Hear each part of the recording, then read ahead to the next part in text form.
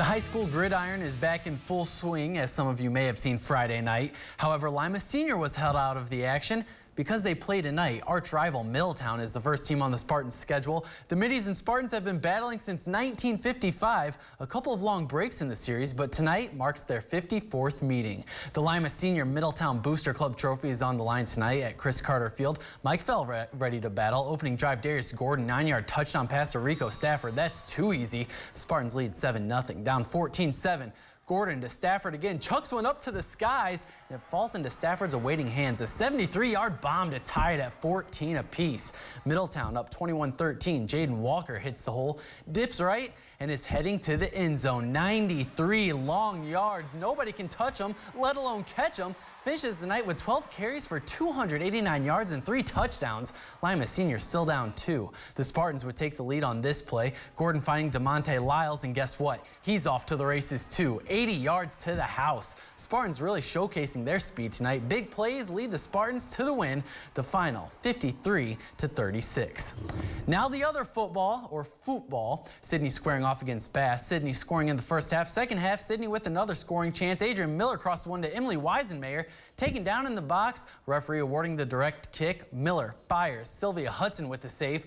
Ball cleared and trouble avoided for Bath. 60th minute, Bath with the chance to tie. Crossed in. Lauren Singhouse misses. Jaden Hale has one, but the Sydney defense crowding the box. Still 1-0. Later on, Sydney with another opportunity. Aaron Ivey sends one in, but Hudson's there to punch it out. She gave the Lady Cats a chance, but the offense was unable to produce. Your final 1-0 Sydney. Boys' turn. The championship match of the Elida Fall Classic. Fort Jennings against the host team Elida. Noah Addick to Jake Taylor. That ball finds the back of the net. Elida up 1-0. 18th minute, Fort Jennings with a chance to tie. Alex Barrelsman has one, but Kyle Finnerty is having none of that. Ball comes out to the 6. Finnerty slips and falls on it. Close call for the Bulldogs. 25th minute, Musketeers with another chance, trying to capitalize off the turnover. Troy Ricker sends one off a defender. Finnerty out of position, adjusts, makes the save. Out there on his head tonight, he preserves a shutout, and Elida wins the Fall Classic. Onto the college pitch, the Racers hosting their first game of the season against Lindsey Wilson. Racers off to a quick start. Sergio Royal flips one into the middle for Sean Latimer. He finishes, and the Racers have their first goal of the season in the 14th minute. 2 minutes later, Alexander Lakovic gives one to Royal. The Spaniard nets his first goal of the season, showing some excitement as well. 25th minute, what a beautiful play, great ball movement. Royal everywhere today, gets the hockey assist. Pascal Doivik finding Latimer again, finishes with the right. 3-0. UNOH another half to play, but can we get one more? Latimer in space, wants the hat trick, but he fires too high. Got to keep your head down. UNOH opening the season with a win, the final 3-1. Soccer players run a lot, and so do these guys. The Delphos St. John Cross Country Invitational at Stadium Park. 13 different schools in the women's race this morning. LCC's Emily Shreen takes first at the invite with a time of 19:03. Liberty Benton winning the team portion.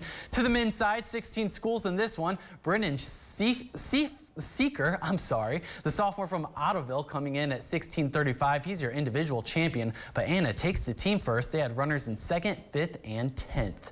Going inside at the courts, the Indians visiting the Mustangs today in Allen East. The freshman Taylor Brown showing her hand early. She has at least one ace in there, 8-6 in the first set. Moments later, Olivia Brock showing her hand as well, raises the ante, and her ace puts the Indians up 12-11. Mustangs responding. Brown setting up the sophomore Abby Kennedy, the underclassman doing work in the first set, but a junior comes to play. Elise Hastings with the bullet down the middle, wasting no time. Shawnee trailing by 2. Indians end up winning the first set, and they take all the marbles too, as Haley Manuel finds the open corner. Reading up on her ball placement, Shawnee wins 25-19, 25-16, 25-20. More volleyball, the Thunderbirds hosting the Wild Kittens out of Bath. T-Birds winning the first set. Asia Curtis starting things off for Bath. She meets L&D at the net. Solo block for her, knotting it up 23-23 in the second set. LCC responds. Natalie Snyder sets Mornay McBroom, who tallies the kill. T-Birds getting the dustpan ready as they win set 2. Third set, 5-foot, 10-inch outside hitter Bailey Dakin finds the gap between the blockers. Wild Kittens down 8-5. Snyder this time with a back set to D. LCC going up big, 17-8. They never look back. D showing her skills with a setter dump to the open middle. LCC sweeps Bath.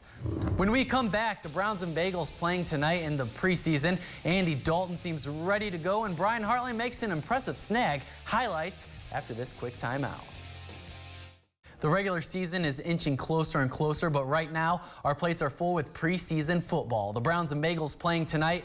Let's start with the team in Cleveland. The Bucks getting a double dip of Ohio teams. They beat the Bengals in the preseason. Let's see what happens with the Browns. Manziel still nursing that sore elbow. First quarter, Travis Benjamin back to receive the punt, swerves right, and he immediately heads upfield, brings it 53 yards the other way for a touchdown. Special teams hanging the first 7 on the board.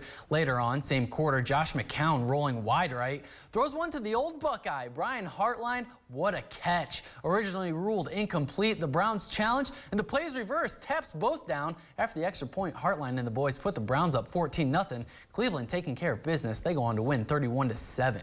The Bengals, fresh off a 10-win season and a 4th straight trip to the playoffs, welcome Chicago. Andy Dalton off his not so impressive game against the Bucks last week. 6 for 6 for 52 yards tonight, adds on 38 yards rushing in this touchdown.